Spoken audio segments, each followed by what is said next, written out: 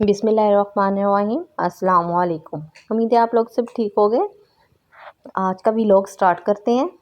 आज मैंने जो है बेल तोरी और चिकन की रेसिपी बनानी है, तो उससे पहले मैंने सोचा कि मैं आटा वगैरह गूंद लेती हूँ। 5 से 10 मिनट में मैंने आटा वगैरह जो है गूंद के रख दिया, अच्छी तरह से साफ़ कर लिया। उसके बाद हमने बेल तोरी जो है वो अच्छे से कट कर लेनी है। 5 से 10 मिनट हमें लगे बेल तोरी को कट करने में।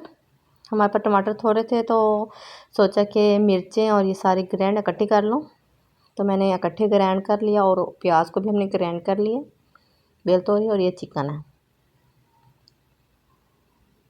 ये सारे इंग्रेडिएंट्स हैं जो हमने इसमें मसाला जार डालने हैं। चलिए रेसिपी जो है हम स्टार्ट करते हैं। बर्तन हमने एक ले लेना है।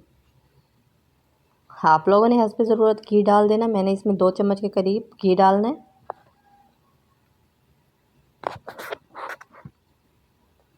उसके बाद हमने इसमें जो है प्याज डाल देने हैं। प्याज डालने के बाद हमने इसे अच्छी तरह से फ्राई करना है।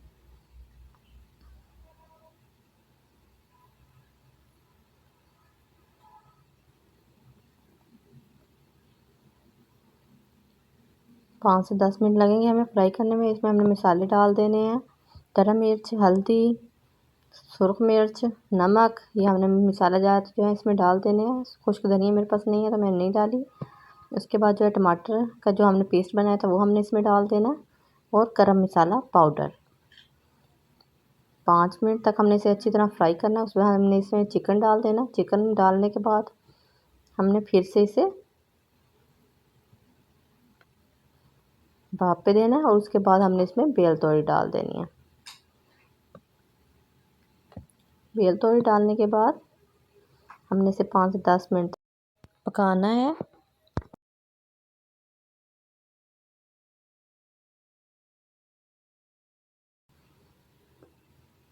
हमारा जो सालन है वो तकरीबन तैयार हो चुका है।